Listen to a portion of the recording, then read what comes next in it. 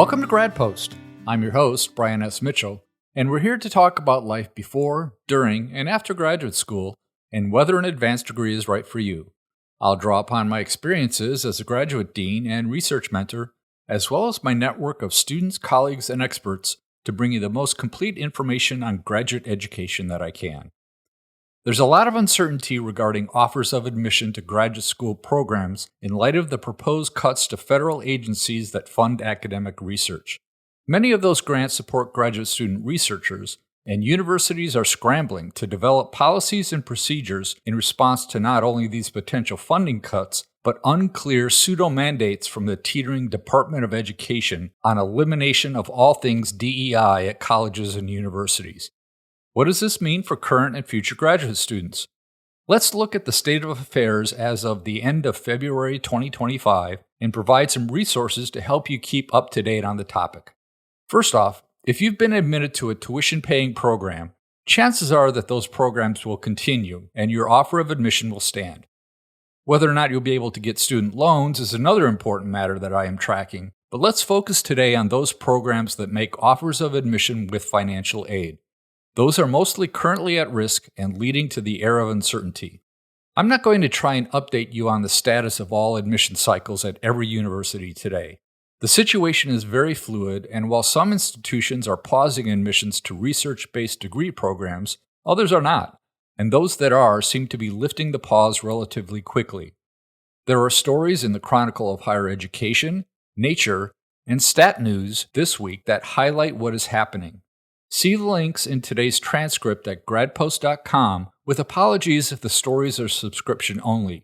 You may be able to gain digital access through your institutional library. To summarize those articles, admissions freezes are indeed occurring, mostly to PhD programs in the biological sciences, but not across the board. If you're in the biological sciences and you want to keep up to date on admissions pauses, there's a Google Doc resource called Graduate Reductions Across Biomedical Sciences 2025, maintained by Carolyn Iberson, that is attempting to track all of these admissions changes as well as hiring freezes.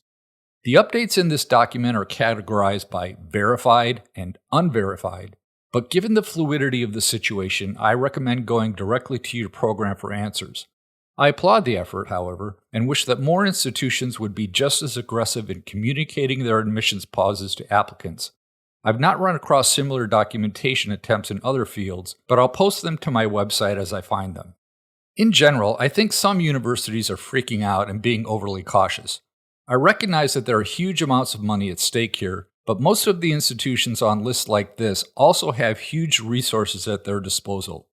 If the pause in admissions to PhD programs in the biomedical sciences is a response to the cut in NIH indirect cost funding, I honestly don't see the connection. Continuing grants have student stipends hardwired into their budgets. These funds don't come out of indirect costs. There's a trickle-down effect, of course, if universities can't make their budgets balance because of reduced operating costs, but the stipends themselves should not be in jeopardy. If the stipend is a carve-out for an underrepresented group, then that's a different story and falls under the anti-DEI efforts. But in general, NIH grants should have student support available to continuing students, at least in the short term. The problem is that it's hard to project years down the road. Admitting a student to a PhD program with a 6-year average time to degree means that the institution will have to support that student for that long. Even if the current NIH grant could support them for the remaining 1, 2, or 3 years of the grant, there's great uncertainty as to whether these grants will be renewed given the huge cuts to NIH and NSF funding that are being proposed. So, what are universities and graduate programs to do besides suspend admissions? The institutions we're talking about here, research-intensive universities with multiple programs in the biomedical sciences, have enormous endowments, almost without exception.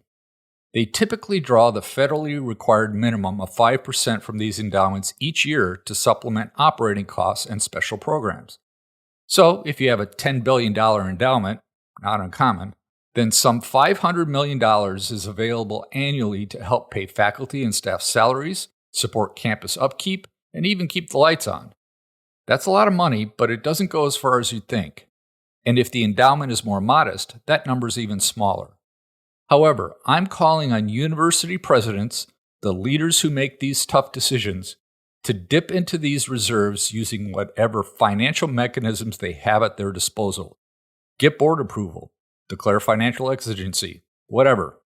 There are implications to doing this, of course. Universities have bond ratings, just like companies and municipalities do, and the institution's ability to borrow money and issue bonds can suffer if the endowment is depleted. But desperate times call for desperate measures. If the endowment can't be used to honor commitments to educate the next generation of humanists, artists, scientists, and even politicians, then what is the university even there for? Put a crowbar in your wall at university presidents and leverage your resources to maintain admissions to your graduate programs. If you're a faculty member or admitted student, lobby your university administration to dip into endowment funds to benefit graduate programs. Student organizations lobby university administrations all the time to divest endowment funds from companies and organizations they find socially irresponsible. That's a much harder ask than what we're talking about here, simply spending more money. And university presidents, if you're concerned about impending federal taxes on university endowments, wouldn't now be a good time to spend them down? What if the stock market goes down this year and your endowment loses 5% of its value?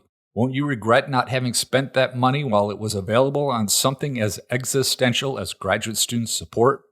Enough opining. What does this all mean for you, the graduate student, who received an informal offer of admission but is now putting your life on hold until the university decides if it will honor that offer or not? My first bit of advice is to be patient. I know that's hard, but you should know that the people in the program that made that informal offer, and even the people in the dean's office and school, really want you to come. They just have to find a way to do it and make sure they don't run astray of university policy.